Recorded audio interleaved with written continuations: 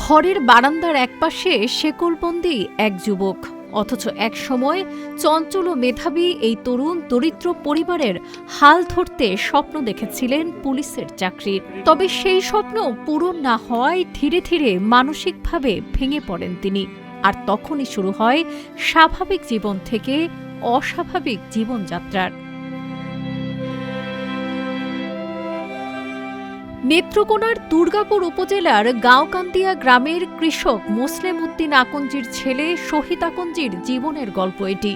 প্রায় এক যুগ আগে তার পড়াশোনার সমাপ্তি ঘটে। তখন সে ডিগ্রি ২য় বর্ষের ছাত্র।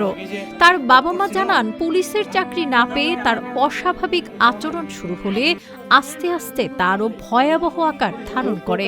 গত ২ বছর ধরে তাকে পা ও কোমরে লোহার শিকল বেঁধে আটকে রাখা হয়েছে। বিভিন্ন স্থানে চিকিৎসা করালেও অর্থের অভাবে উন্নত চিকিৎসা নিশ্চিত করতে পারেনি পরিবার। ফলে শেকলবন্দি অবস্থাতেই কাটছে তার দিনরাত। যে বয়সে রোজগার করে মা বাবাকে দেখাশোনার কথা ছিল, সেখানে উল্টো বৃদ্ধ বাবা মাই তাকে দেখছেন বলে জানান এলাকাবাসী। শিকল বাঁধার কারণে এই ছেলেটা, তার মা বাবা আর্থিক অবস্থা দুর্বল, চিকিৎসা করতে পারে না। ছেলেটা তার বাপ মারে দেখাশোনা করলো, এখন তো উল্টা বা তার মা বাবার দেখাশোনা করতেছে সবকিছু।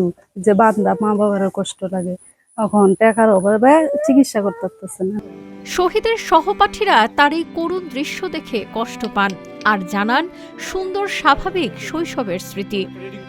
একই এলাকার আমরা প্রতিবেশী, তার সাথে আমরা কাটাইছি। খুব ভালো স্টুডেন্ট ছিল, খুব ভালো মানুষ। আমরা দেখছি সুস্থ একটা মানুষ ছিল। এভাবে যে বর্তমানে যে শিকলবন্দি আছে, এভাবে সে ছিল না। এখন সে শিকলবন্দি। খুবই খারাপ লাগে, আমাদের কষ্ট লাগে। তাদের অর্থ নাই যে তারা চিকিৎসা করবে, উন্নত মানের চিকিৎসা করবে, এমন কোনো ব্যবস্থা নাই।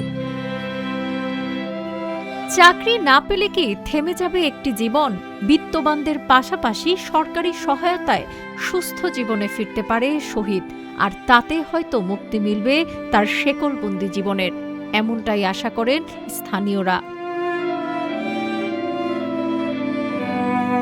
ডেস্ক রিপোর্ট, আজকের পত্রিকা।